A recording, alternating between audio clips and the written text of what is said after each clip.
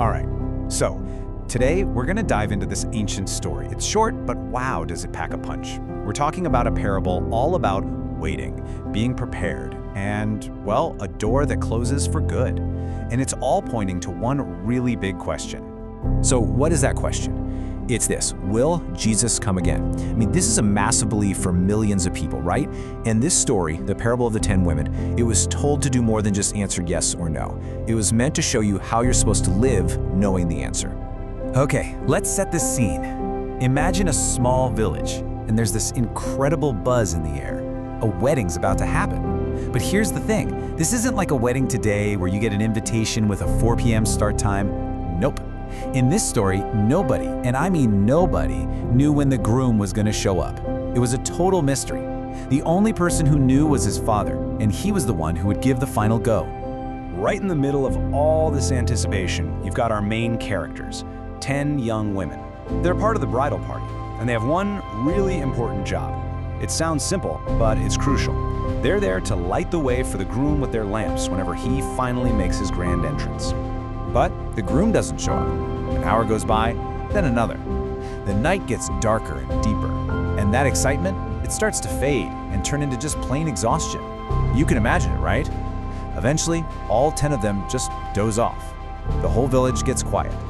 So, at first glance, you'd think all 10 of these women are exactly the same. They're all there for the wedding, they all have their lamps, and hey, they all fell asleep. No difference, right? Wrong. The story is about to show us one tiny, but absolutely critical difference that splits them right down the middle. And here it is. This is the big reveal. See, 5 of them are called wise. Why? Because they thought ahead. They figured, hey, this could be a long night, and they brought extra flasks of oil just in case. But the other 5, well, they're called foolish. They only brought the oil that was already in their lamps. They just assumed it would be enough. A big assumption, as we're about to see. And then, bam! Out of nowhere, in the dead of night, we're talking midnight, the silence is shattered. There's a shout that rings out through the whole village. The wait is finally over. The groom is here. Okay, so everybody jumps up, totally startled. The wise women? They're ready. They quickly trim their wicks, and poof, their lamps are burning bright. But the foolish women, oh, for them, it's total chaos. Absolute panic sets in. They look down and their lamps are flickering, sputtering, about to go out completely. They're out of oil. So what do? In a complete panic, they turn to the wise women and beg them, please share your oil with us. But the wise women say no. And it's not because they're being mean. They basically say, look, we can't. There's only enough for us. If we give you some, none of us will make it. You can't just borrow preparedness at the last second, right? So the 5 foolish women have to just run. They bolt out into the dark, trying to find someone, anyone, to sell them more oil. And this is the moment everything changes. While those 5 unprepared women are gone, scrambling for oil, the groom arrives.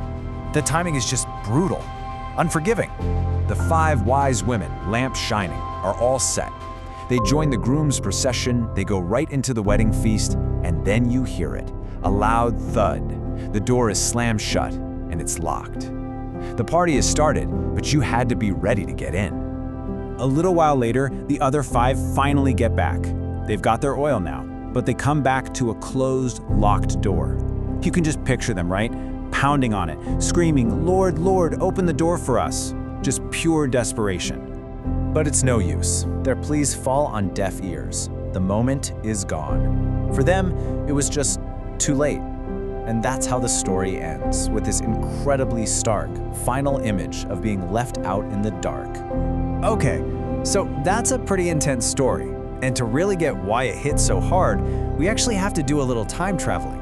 See, this isn't just some made-up tale.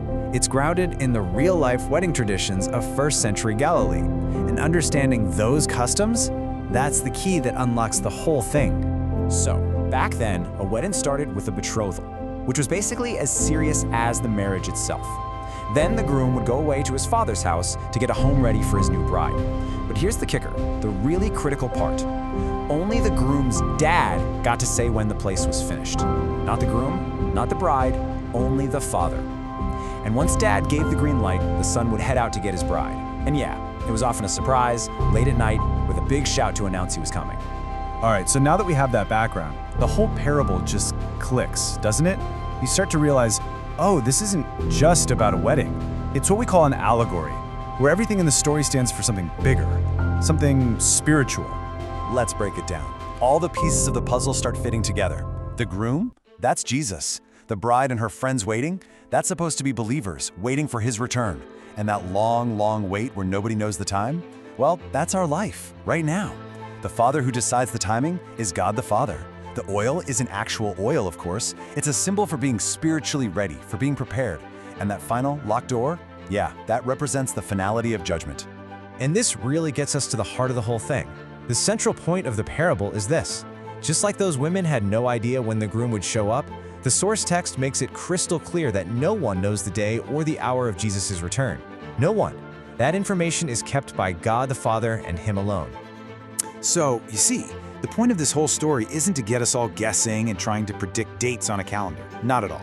It's meant to be a powerful reminder, a confirmation that it will happen. The when is a mystery, but the that is presented as a certainty. The core message is unwavering. Jesus will come again. And hey, if you want to read this story straight from the source, you can find it yourself. It's in the Bible, in the Gospel of Matthew, chapter 25. You can read the whole thing in verses 1 through 13. So in the end, this parable is more than just an ancient story. It's kind of like a mirror. It's designed to make you stop asking, when is it going to happen, and start asking a much more personal, much more urgent question, a question for right now. And that question is simply, are you prepared? Is your lamp ready?